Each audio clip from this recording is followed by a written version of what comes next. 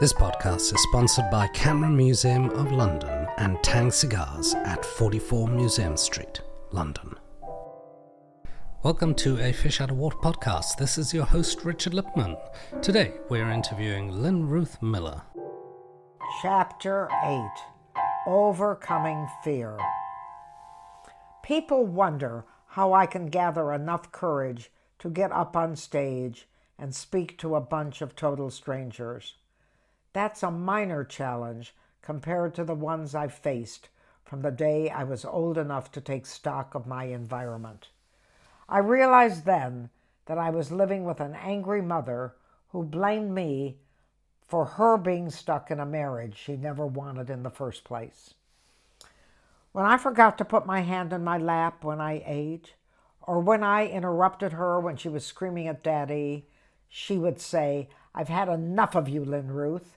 You almost killed me when I gave birth to you, and you've never stopped driving me mad." I never knew what I was doing that I had to stop, but I knew damn well I better stop it or else. I spent most of my life being afraid of things, but I never would admit to that fear, and I knew that if I did show any weakness, my mother would explode. And the one thing I feared more than anything in the whole world was my mother's anger. For most of my life, I was afraid to make an independent decision. I thought I needed permission. I think that fear actually began when I was 6 years old and Anita Save came over to my house to play. We decided to play beauty shop. "I'll go first," said Anita, and she cut off all my hair. "Now it's my turn," I said. And Anita said, No, it's dinner time. I have to go home." Just then, I heard my mother's car pull into the driveway, and I said, "Uh-oh, if my mother catches you here and sees what you did to my hair, she'll kill us both. We better hide." Anita pointed to a large cupboard next to the bed. "Let's go in there," she said. We both crawled into the cupboard and shut the door, but we didn't realize that there were no doorknobs on the inside of the cupboard. We were locked in. "If we yell, will your mother kill us?" Anita asked. "Yes, she will," I said. "She may not kill you because your mother would get angry, but she will definitely murder me." Anita started to cry. "I don't want her to hurt you," she said, "but I'm really hungry. It's dinner time." "Okay," I said. "Maybe you can talk her into just sending me back to the Indians." We pounded on the door until my mother found us, and although she was very nice to Anita and gave her a hanky to dry her tears, she didn't bother to hide her fury at me. She turned to me and she said, "You look disgusting, and it serves you right. That's what you get for making decisions without asking me first." "Are you going to send me back to the Indians?" I asked. My mother said, "No, I'm not. You're so ugly now that even the Indians wouldn't want you." Well, time passed. My hair grew in, and I wasn't sent to the Indians, but I never lost that sense that I was incapable of making a decision. That's why something as simple as finding an address or cooking a roast terrifies me. I'm certain I'll forget the butter or take the wrong turn or end up with no hair on my head. Everyone is afraid of the wrong things, not just me. I wallowed in fear until I was well into my 50s, and bit by bit, I learned to ignore the doubts that stopped me and get on with my life. I still haven't eliminated that fear, and that's a good thing. Every adventure, every decision has pitfalls, and the trick is to recognize them, allow for them, and continue to move forward. When I think of the young, frightened child I was, the terrified teenager, and the uncertain adult that was me, I realize that all that energy I spent in avoiding my blue devils could have been spent in so much more constructive, positive explorations of what life can give to us all. The difference between me then and now is I don't let my doubts stop me. It's amazing to me how much I learned from my mother. She was smothered by her insecurities and she molded her life to avoid facing her fears. I saw how unhappy she was, but I was too much her victim to feel compassion for her until after she was gone. It's so sad to me to remember my mother sitting in her spacious, beautifully decorated house, huddled over the TV set, watching born-again Christians preach sermons because she was so afraid of death. She thought these television ministers could save her. She hoped they would pave her way to a heaven she never had on earth. It breaks my heart now to remember her alone in that huge house, afraid to go outside unless her two sisters were with her or my father took her with him. She descended so far into herself that all she could think about was her body and her premonition that she was going to die before my father did. She was so determined to get cancer that when she finally did, I realized it was the only wish my mother had in her whole life that actually came true. That to me is a human tragedy. I watched my mother descend into her black cloud of despair, and I knew that I could easily do the same thing if I allowed it to happen. But because she allowed me to go to university, that opened my eyes to a bigger world. Thanks to that, I was able to step outside my terrors and get a grip on my life. When I taught school, I would stop the children from cheating by saying, I don't want you to be like the one on your left or the one on your right. We already have one of those. Be like you. That's what the world needs. I follow my own advice now. I'm proud to be me. It is, after all, the only thing I have to give to the world, and I know that when I leave, it'll be a better, richer place because I was in it. I think the turning point for me was when I moved into my own house. I was 52 years old. Somehow, knowing that the place I lived in was really mine gave me unexpected courage. What I didn't expect is that my neighbors were very aware of the way I lived. I'm not a morning person, and because I have not had a regular job to go to since I was 36, I tend to keep irregular hours. It didn't occur to me that this would offend people who lived on my street. After all, I was in my own house, living my own life. I know now that others who live different lifestyles intimidate people. Because so many of my activities are late at night, I've always slept late in the morning and eaten my final meal after I get home from whatever gig I'm doing. The rhythm of my life makes me unavailable for people if they like to do early morning appointments. I still can't understand why that makes others angry to see that I've not shriveled up into a non-functioning ball just because I don't get out of bed until well after 10 a.m. I am all too aware that a single woman is a vulnerable target. I've seen that kind of inequality play out every time I'm evicted from a flat for no reason or given half the salary I expected for twice the work. People think they can manipulate a woman alone and force her into patterns they believe are more acceptable.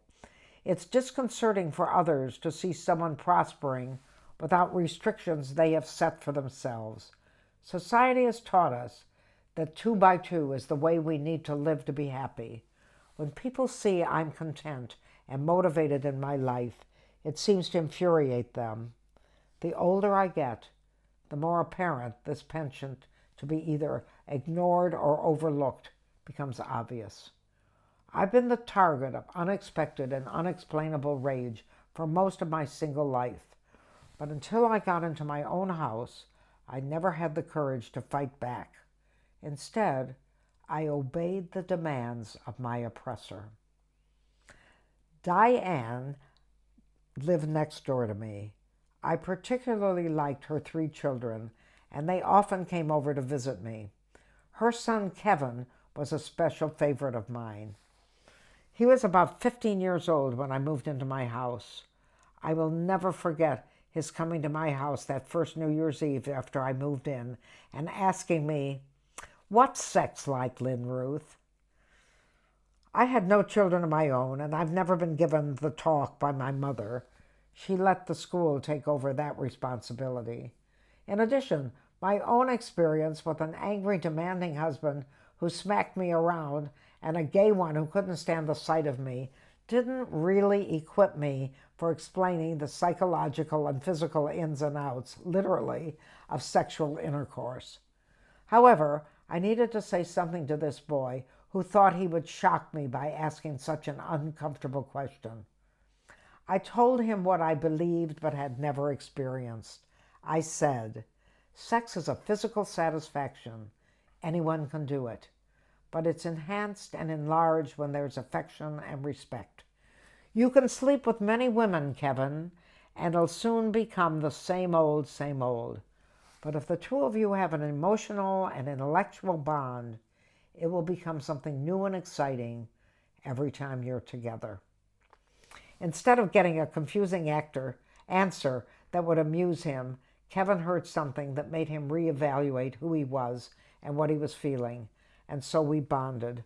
He often came over to me for advice, and sometimes, when his mother set up barriers to keep him home and under her wing, I would solve it by lending him my car or letting him use me as his excuse for being away from home. What I didn't realize was that Diane resented this friendship and began to resent me for encouraging it. It all came to a head when her daughter Kelly offered to clean my house. After she left my house, I realized I was missing a coat that I had in my closet that had one of my mother's brooches on it. I discovered the missing coat the next morning on my way to Scottsdale, Arizona, for an art workshop. At first, it didn't occur to me that Kelly had stolen the coat. Why should she? It was neither her style nor her size. When I called her home to ask if she'd seen the coat, her father shouted abuse at me. I hung up the phone, confused and uncertain. I hadn't accused his daughter of anything, and I still didn't absorb that the girl had deliberately taken the coat. Within 5 minutes, Mark, the youngest son, came over with the missing coat, minus the brooch. When I returned home from Scottsdale, I went next door to retrieve the brooch. I assumed it had fallen off the coat, and the pin was one of the few things I had from my mother, and it was quite valuable. However, when I knocked at her door, Diane was always sleeping or unavailable. Now I became angry. This was a memento from my past, and I wanted it. I obviously wasn't going to retrieve it peacefully. Before I had moved into my own house, I would have simply accepted that I was a victim again. This time, I determined to get back what was mine. I reported the loss to the insurance company and to the police. I will never be convinced I did a wise thing, but I know it was the first step in speaking out for myself. I paid for that report for the rest of the time I lived in my house. Diane reported me to the Animal Control Authority for having more than one dog, a regulation no one in Pacific has even noticed. When Kevin graduated from high school, I gave him a bottle of champagne, and Diane reported me for giving an illegal substance to a minor. When I did some renovating on the house, she called the local building inspector every day, and he said, "Why are you calling me? She has proper permits for everything she's doing." And she apparently said, "Eventually, she'll break a rule, and I'm going to catch her at it." And so I lived with a next-door neighbor determined to get me arrested. But instead of running away and hiding or changing my behavior, I was not afraid to defy her. I continued adding dogs to my family. I finished the building project. I was slowly realizing that one person objecting to you was not a flaw in my character, it was a defect in hers. My confidence grew the longer I stayed in my own place. I can still remember when a friend's wife decided I had posted a remark online that was detrimental to her husband. She barged into my house and began screaming at me. Instead of dissolving into tears or flooding her with excessive apologies, as I always had with my mother, I said, I don't tolerate that kind of behavior in my house. You are trespassing on my property. Get out. I reached for the telephone and she left. That was a rare occurrence for me. I had won. This determination to stand up for what I believe in became stronger as I aged, and perhaps that's why I felt very little fear when I got on stage for that final examination at Cobb's Comedy Club. I knew I had a right to be on that stage, even though I certainly did not fit the demographic of the class. It never occurred to me that people my age did not get up and tell blue jokes. When I told my jokes, everyone laughed. Isn't that the point? As I became immersed in the San Francisco comedy scene, I realized that many of the people who run comedy venues do not pay their performers. Their reasoning is that they're giving people stage time, and without stage time, you can't develop your comedy set. However, these bookers are charging admission, and the bar is selling drinks. A group of people is giving them a show, and someone is making money from it. Surely, the people creating the event deserve to be compensated. When I first began doing open mics, I didn't expect to be paid, but I saw many young and very capable comedians on the bill with me who didn't have a pension to live on as I do, allowing themselves to be exploited. They were so brainwashed by this unfair system that they didn't have the courage to stand up for themselves. They began to feel that their talent had no value. My first act of rebellion against that practice was my own comedy show at Winter's Bar when I paid the comedians from the bucket collection. However, I continued to do my own performances for other comedy clubs without expecting any monetary compensation. And then I went to a marketing workshop in Austin, Texas. I had performed an original song at their burlesque festival, and I won awards both nights. I stumbled into burlesque, and I thought it might be interesting to learn the nuts and bolts of that kind of performance. Burlesque demands huge expense in costume and dance lessons, directing and choreography. Comedy does not. It only costs in transportation and time.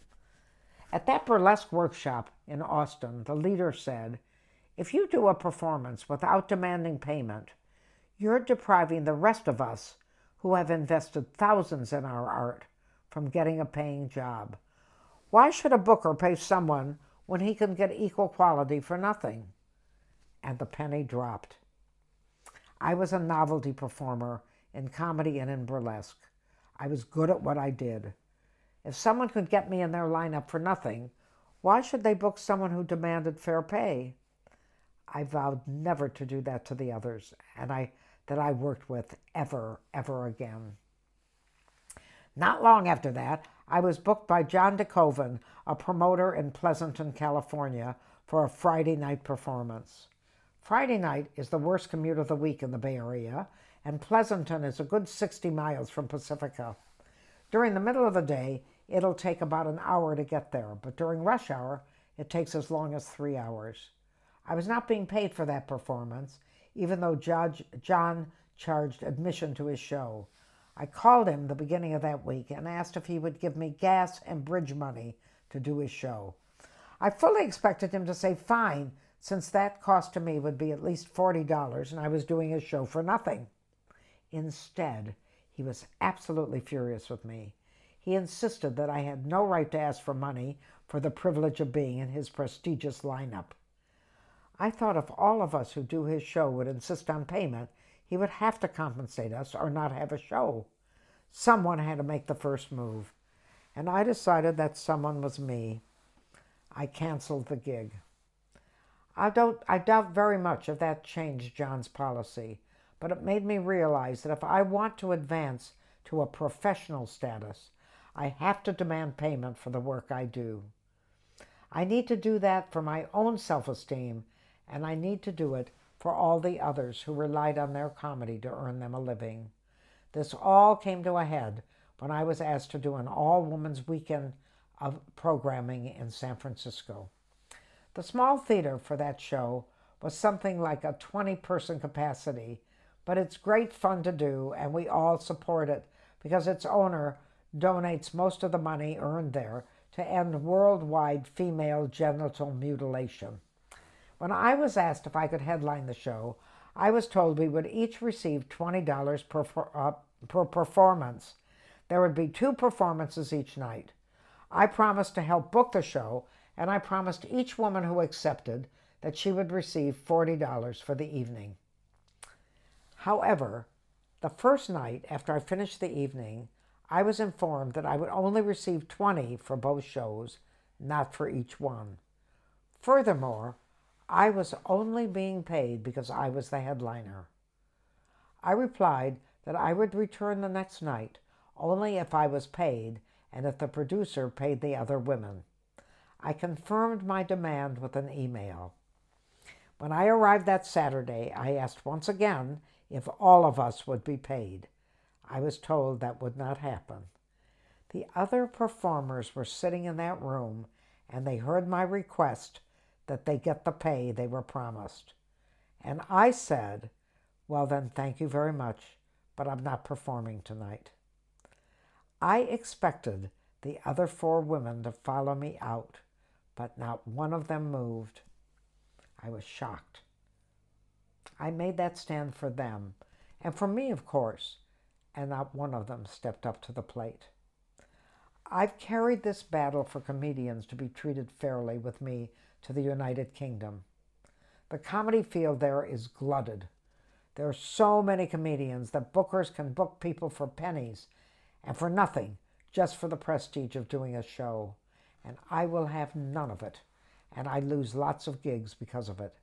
There's a series called Funny Fecklers that is well respected and gets nice audiences. However, they don't pay their comedians, and they do charge admission. When I was booked for that show, I asked what my pay would be, and I was told that there is no compensation. So I said, I'll do this if nothing else comes along, but what you're doing is very unprofessional. Well then, the booker said, don't do it. So I didn't. And of course he was right. We all know the terms. We all have the right to say no. But in my mind, unless more of us say no, the practice will continue, and comedians will be exploited as long as stand-up comedy exists. I'm not alone in this fight. Actors' Equity in the UK has formed a special comedian section, and that group fights for those of us who are promised money and never receive it. However, they don't do a very good job of protecting the lesser names on the list. It took me months to get them to send a letter to a man who promised me money and simply ignored the obligation.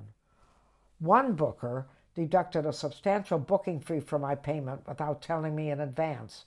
I complained to Equity, but nothing changed. What was worse, even though I sent emails proving that the charge was unexpected, the gentleman at Equity said that the booker had said I was lying, and he believed her. So the truth is that Equity only protects the people they feel are important enough to shield, and often those people are already well-established performers, making enough money to absorb their losses. I'm not there yet. On the other hand, that organization has helped me advertise my shows in their newsletters, which is an amazing help. They have launched a very active militant campaign to ensure that women are paid equally to men. We need to begin somewhere, and I firmly believe that Equity membership is that good beginning. I am aware, however, that I'm not a big enough fish to warrant individual help. And that's why I love Angel Comedy in London. It's run by comedians for comedians. Barry Ferns got the idea to form this unique club, and together with a group of other comedians, renovated an older building in Islington they named the Bill Murray, and created a nightly comedy show there, and at another venue within walking distance, the Camden Head Bar. They operate on a shoestring, and they pay every one of us who perform for them. The entry is free, so their houses are packed. They pass a basket after every show, and hopefully what they get covers their costs, although I doubt it. I'm very proud to be part of their organization because places like that can help restore the self-respect that all performers deserve. They've expanded to giving a pay-as-you-wish comedy course and allowing us to put on our one-person hour-long shows there, receiving all the profit except for a small fee that goes to them for doing all the ticketing and front-of-house duties. They're restoring the pride we all take in our work because their shows are always excellent and we are all paid for our time and talent. To me, that's how it should be. People have told me over and over again that I'm fearless. And they're right, I am. Now. You can't intimidate me. I'm not afraid to say what I think, and I'm well aware of the consequences. I'm willing to suffer lost gigs and lost payments to be able to look in the mirror and know I've done what I think is right. I couldn't have done that as little as 10 years ago, but I can now. This podcast is sponsored by Camera Museum of London and Tang Cigars at 44 Museum Street, London. Thank you for listening to a Fish Out of Water podcast. This is your host, Richard Lipman. Should you have any questions, comments, or suggestions, please get in touch.